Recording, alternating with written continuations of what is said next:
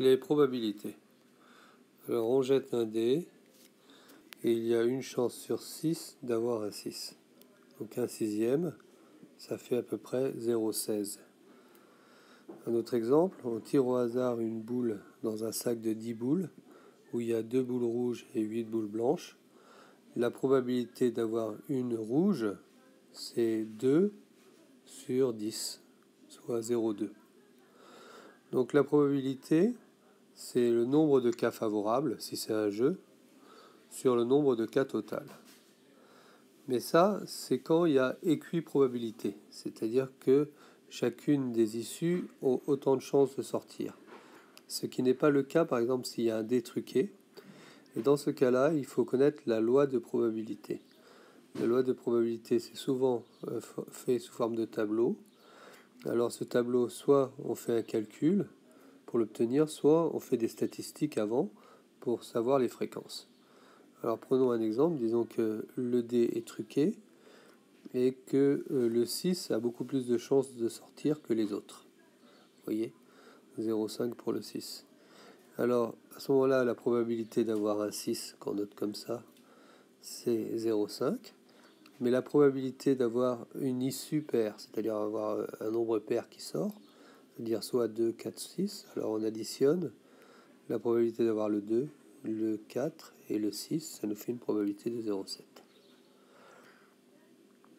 Alors maintenant, si on répète un grand nombre de fois ces expériences, on retrouve les probabilités qu'on avait calculées. Par exemple, si je jette 1000 fois un dé normal, j'aurai environ 167,6 qui vont sortir sur les 1000. Parce que si je fais 167 divisé par 1000, ça fait à peu près 0,16, c'est-à-dire un sixième à peu près. Donc bien sûr, il y a une fluctuation autour de ce nombre, parce qu'on peut très bien avoir plus de chance, c'est-à-dire avoir des 6 qui sortent plus sur nos 1000, mais cette fluctuation diminue quand on augmente n, c'est-à-dire que si je fais 10 000 lancers, à ce moment-là, ma fréquence de 6 va s'approcher plus encore de ma probabilité théorique. Bon, pour représenter les situations, on a deux outils, on a l'arbre et le tableau. Alors par exemple, l'arbre, c'est quand on lance 2 dés. Si je lance 2 dés, vous avez ici le premier dé qui fait soit 1, soit 2, soit 6. Vous voyez, chacune des branches correspond à une issue. Et puis, le premier dé étant sorti ici, c'est par exemple un 1. Le deuxième dé, il fait soit 1, soit 2, soit 6. Ici, la même chose. Ici, la même chose. Et vous voyez, vous avez autant de chemins qu'il y a de possibilités ou d'issues. Donc, il y a 6 chemins ici. Pour chacun des chemins, il y a 6 à nouveau. Ça veut dire qu'il y a 36 issues. Alors, les issues, on peut les noter comme ça. 1, 1, puis 1, 2, puis le premier dé 2, 1, etc. jusqu'à 6, 6. Alors, cette situation, on peut aussi l'écrire sous forme d'un tableau. Alors, l'avantage des arbres, c'est qu'on peut faire avec 3 dés, si vous voulez. Et puis continuer comme ça. Tandis que, bon, le tableau, alors c'est pour si on a 2 dés seulement, 3 ça marche pas. Vous voyez, je mets ici mon premier dé, ici mon deuxième dé, et puis ici j'ai mes possibilités qui s'affichent. Alors par exemple, on a une situation, calculer la probabilité pour que la somme fasse un certain nombre. Ici j'ai un 1, je mets la somme ici à la place, ça fait 2. Ici j'ai 1, 2, la somme des deux, ça fait 3, 7. Et puis après, une fois que j'ai fait tout mon tableau, quelle est la probabilité d'avoir un 7 Je compte sur les 36 possibilités, le nombre de fois où ça fait 7. Et je calcule la probabilité comme ça. Alors ensuite, on a des formules. Alors la première, c'est P, probabilité de A union B. Vous vous souvenez, A union B, c'est la réunion de ces deux ensembles-là. C'est la probabilité de A plus la probabilité de B. Mais vous voyez, il y a un problème, c'est que cette partie-là, je l'ai comptée 2 fois. Donc comme je l'ai comptée 2 fois, il faut que je la retire. Moi, la probabilité de A inter B, c'est-à-dire la partie ici que j'ai comptée 2 fois. Alors c'est pour ça que naturellement on préférera faire des ensembles qui sont disjoints.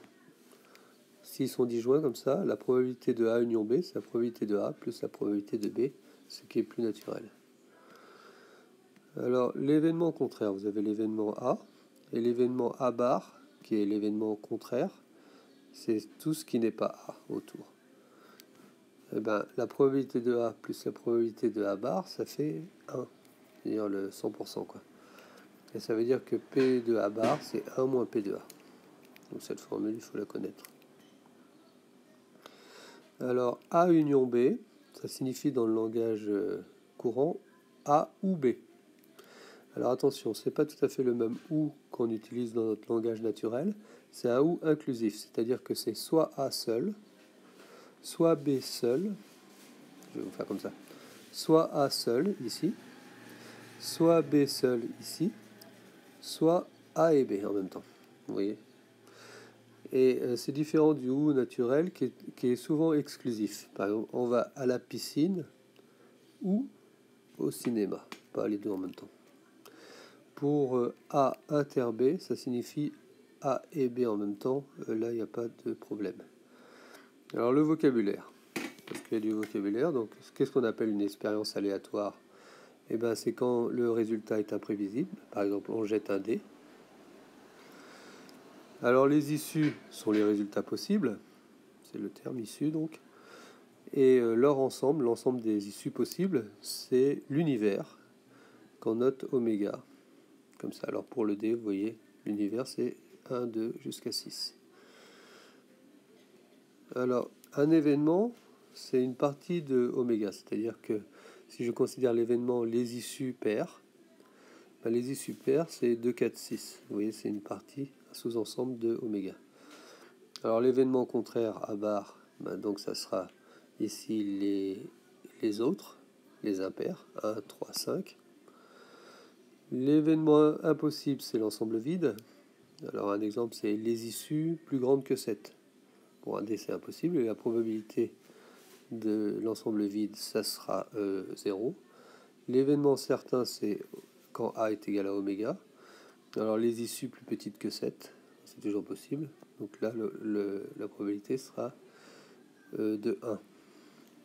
Alors l'événement élémentaire, c'est par exemple, il y a une seule issue dedans. Alors comme ça, avec cette nouvelle vocable, la probabilité de A, c'est le nombre des nombres d'issues de A dans l'ensemble A sur le nombre d'issues de oméga, c'est-à-dire le nombre total d'issues, si c'est équiprobable, toujours. Bon, enfin, on a Python qui nous permet de faire des simulations. Alors, on a dans le module random la fonction random comme ça qui génère un nombre aléatoire entre 0 et 1. Et rand int 6, elle génère un nombre entier aléatoire entre 1 et 6.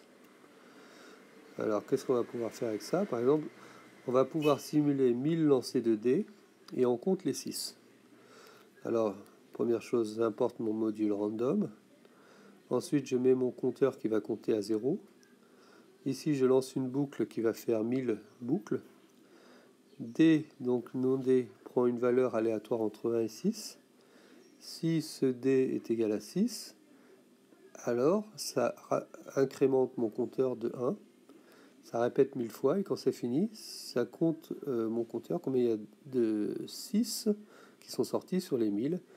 Et normalement, ça doit faire une probabilité de l'ordre de 0,16 à peu près. Mais ça va fluctuer.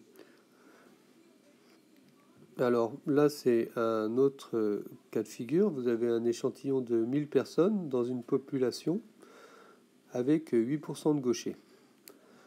Donc on prend au hasard à chaque fois une personne et finalement on a 8% de chance d'avoir un gaucher. Alors 8% en probabilité, ça s'écrit 0,08, 8 divisé par 100. Donc on reprend, c'est un peu la même chose.